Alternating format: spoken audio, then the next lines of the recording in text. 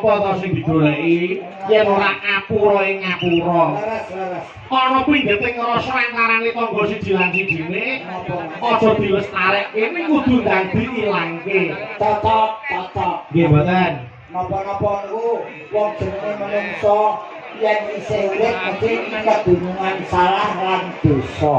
Apes murka lali niku sandangane menungso. Betul. Mula kabeh niku becike tinimbang ngoreksi kekurangane wong liya luwih becik kita introspeksi diri, mawas diri dandangi awake dhewe karep saya becik. Laras Mas, laras. Nggih Mas Gareng. Tidak saling menyalahkan tapi saling memaafkan. Inggih. Awang yo anu napa niku piyai niku nek ngapura iki wis atine yo lega, ora ngregeti pikiran, ora marake penyakit. Boten ganjel ati. Betul. Nggih. Mas Gareng, menika gandeng bintang tamu akeh banget. Iya mbok siji diaturke. Ditanjake Mas. Ayo mesti no. Mumpung iki wis suasanane sing suasana ngaten iki. Nggih. Nggih, malah pun ngumpul kabeh. Alhamdulillah. Sampun pareng sowan sedayanipun. Nggih. Menika mbak-mbak Waranggono yang sedang naik daun kabeh. Nggih, naik daun bangsa ulo tetek dadi naik daun. Ya ora kok ya. Nggih, bakune nembe dipun petang kalian para penonton. Leres. Nggih, Menika anu Mas Gareng aku tak nyuwun tulung sik.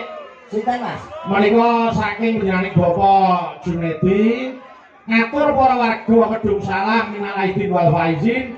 Banyak salah kami sekeluarga mohon maaf yang sebesar-besarnya. Nggih. Menika ngersakaken lagon Podang Kuning dening Mbak Lintang Kairo. Wah. Iki bukan kamu sing adoh papane. Kok adoh pamane kowe? Adoh asale Kairo. Oh iya. Kairo. Wis lintang saka Kairo sisan. Lho, tapi kowe betah iki. Nggih, heeh. Iki betah Mbak Lintang, ayo mriki Mbak Lintang Kairo monggo jeneng ngedaki Mas Gareng ini metaran Mas Agil.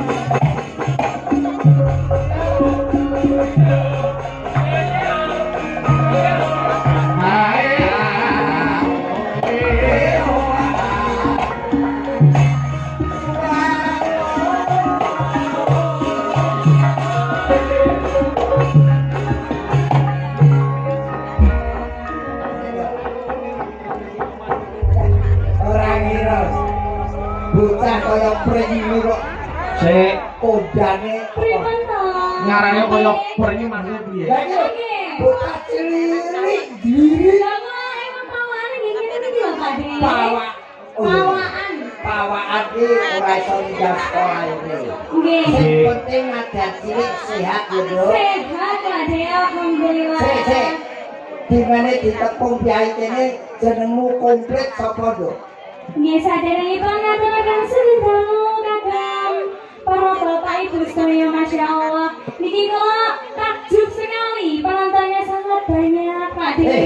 penontonnya uang kok banyak Maksudnya niku Akeh banget itu lho. banget ngono lho. iya ke ampun banyak Nggih awet saking mriko wau sampun iki ora mung saka desa kene uga desa tetangga padha mirsani bahkan di luar kecamatan pun sami Saka Blitar enek, saka Surabaya enek, lengkap sana nggih. saka Jember enek. tapi iki cocok karo Pak Junedi ning gelar tontonan Amin. Ayo no. Alhamdulillah. Nggih. jenengmu sapa jenengmu Kula Lintang Kairo. komplite Lintang Kairo. Tok wis tok tok. Lintang Kairo wis komplit kuwi. Sajane wonten lho Pak De. apa Dulu niku namanya Ubay Lintang Fatmarwari Ngalah Khairun. Panjang kok Pak De? wis kuwi bae lintang kairo kowe Lintang Kairo ta? sing diwong angel ora tuwa lintang kairo lintang ki lincah bocahe tanggapane rame Nah, mosok lho Pak De. lho kok iki kaya amin Amin. Matur suwun. Ayo Mbak Lintang iki didongakne leluhur ya kudu amin. Amin. kok tembungmu ra enak Apa nek salah to? didongakne leluhur ki wis podang e Lah niku lak pikiran sampeyan sing kok arep kuwi piyai sepuh sing luhur bebudene Sesuk ngoten lho. kuwi ngoten lho Pak De. sepuh kok luwur. Nggih. Padahal ya padha to Pak De. Ya ora beda. Anu Rita isih sekolah, Nduk, sayang. Kasih kelas tunggal SMA sama SMA pundi, Mbak Lintang? SMA 1 Puncu Mas Dalang. SMA 1 Puncu. Nanti kalau dibersani Bapak Ibu gurune ben bangga, SMA ini ya ben bangga duwe murid yang berprestasi kaya Mbak Lintang kae lho. Bae aku ya wis tuwa. Jebul biyen iki sing mentik-mentik saiki SMA ya wis ora apa-apa, sing penting sekolah ditutupi, karir tetap berjalan tapi sekolah tetap ditempuh dengan baik dan benar. Iki ana pundutan lagu Nggih, Mbak Lintang. saka Bapak Junedi. Nggih, saking Pak Jun ngersakaken podhan kuning. Ya dibawani sik kaya apa suarane. Bapak Jun kita sik enggak? Ayo jelas ngaten. Ingkang pundi? Ah. Bapak Jun. Alhamdulillah panjenengan kita sik pilara enggak? Ayo Pak Jun niku nek ngersani ringgit iki mesti tutup, Nduk. Untuk nadyan mau esuk tanine yo didadak. Mergo ketahuan iki jura-jura. Lagi toh. Saiki isih Tanggung jawabnya itu sangat besar sekali loh. betul. Pak De. Iki ape dibawane kok. Podang kuning. Nggih, dibawani ya gawane no, podhan kuning. Monggo, iya Pak Lintang. Monggo.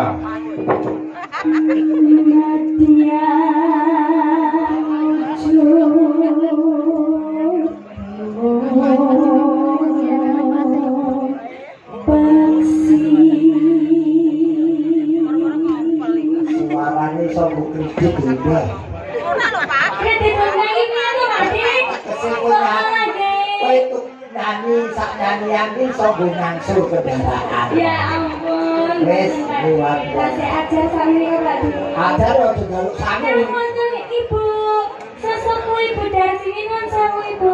Kae Mbak-mbaknya semuanya. pojok kae presiden Purbakala.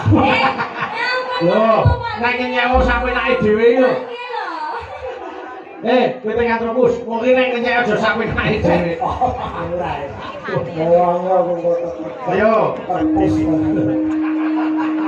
Iya, Dok.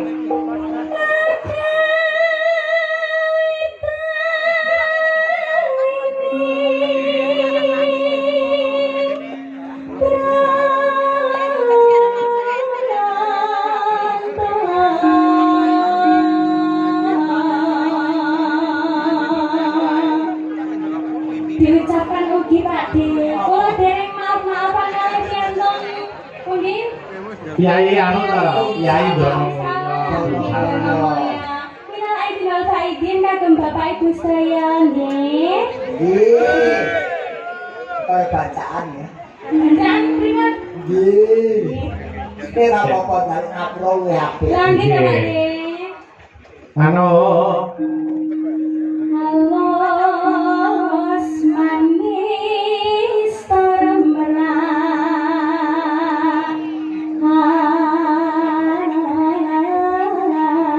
hati.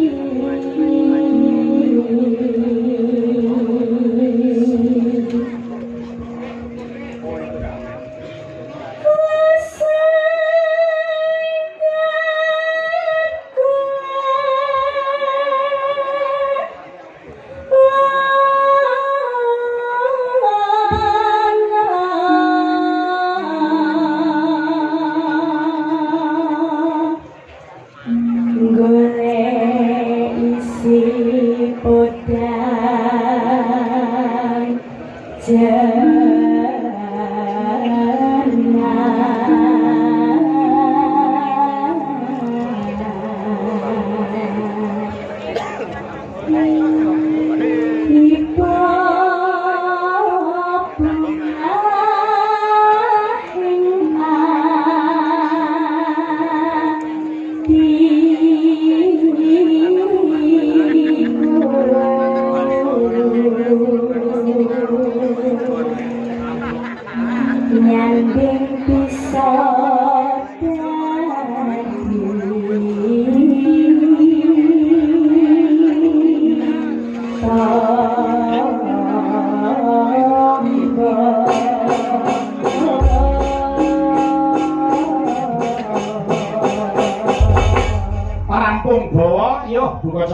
langgame. Monggo, Nduk.